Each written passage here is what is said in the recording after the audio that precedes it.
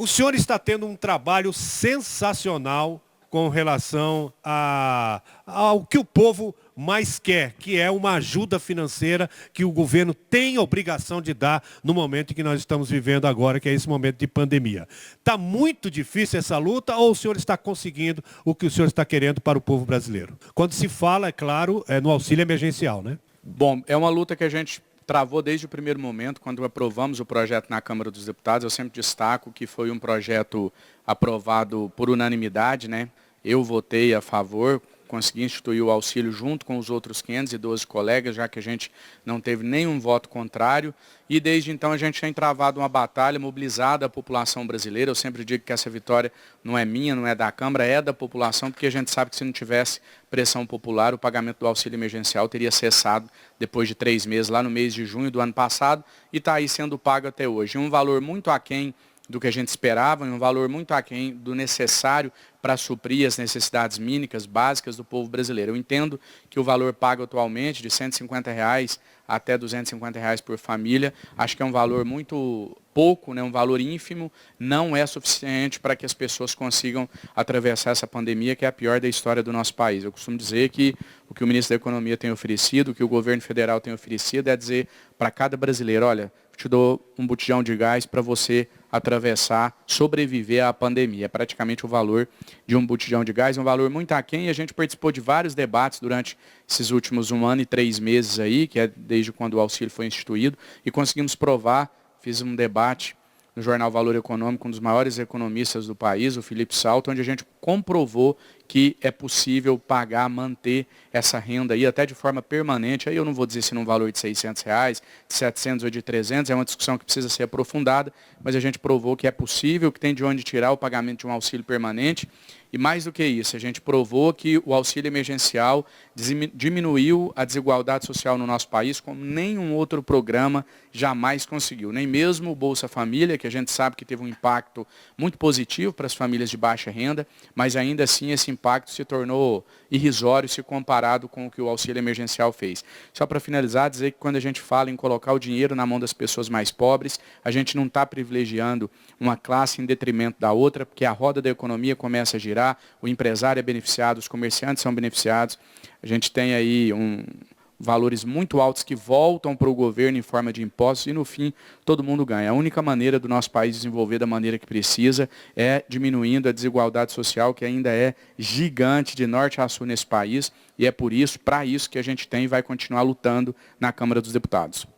Agora, esse auxílio emergencial é um assunto muito, assim, que traz muita discurso, muitas manifestações lá na Câmara Federal por parte de alguns deputados que só fazem espuma, porque quando chega fora da Câmara eles não têm essa representatividade junto ao povo. Aliás, nem consegue chegar perto do povo, porque se chegar o povo vai dar um passa-mão neles aí. No seu caso é o contrário, as pessoas te procuram nas ruas para poder dizer para o senhor o que eles estão querendo.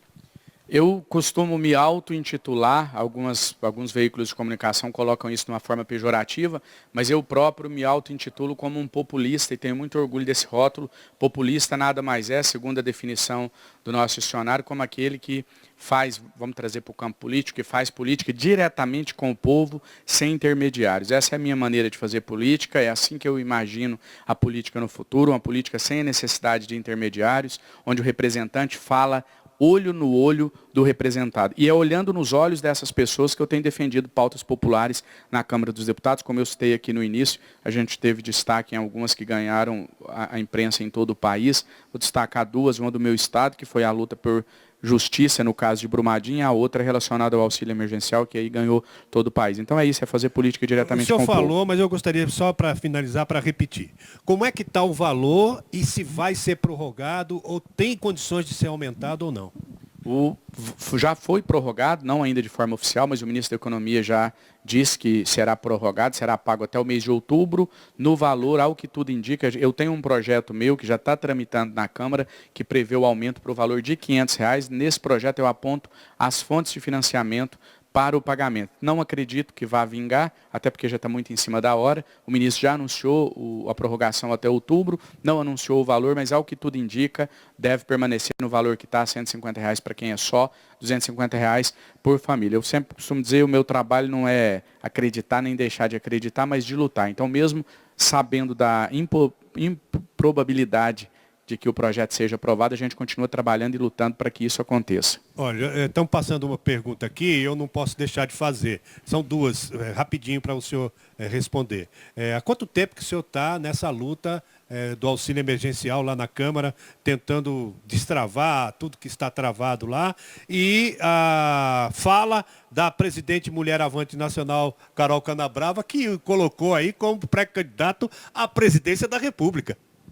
Em relação ao auxílio, a gente tem 1 ano e 3 meses de luta já nesse tema.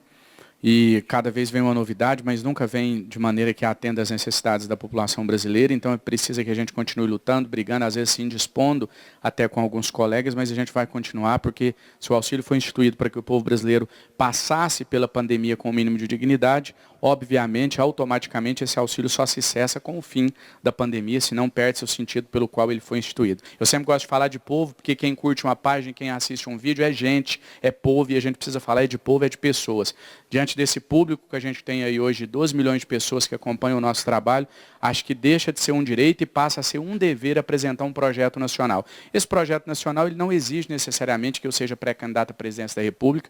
A gente pode apresentar esse projeto e se outro candidato se comprometer com esse projeto, a gente pode apoiar, como a gente pode também ficar neutro na disputa. Na última eleição eu permaneci neutro, principalmente no segundo turno. Agora eu não descarto também disputar nenhum tipo de cargo. Eu acho que quem entra para a vida pública não pode ter medo da disputa, não pode ter medo do enfrentamento. O meu nome está à disposição do partido, mas primeiramente está à disposição do povo brasileiro para o que for preciso.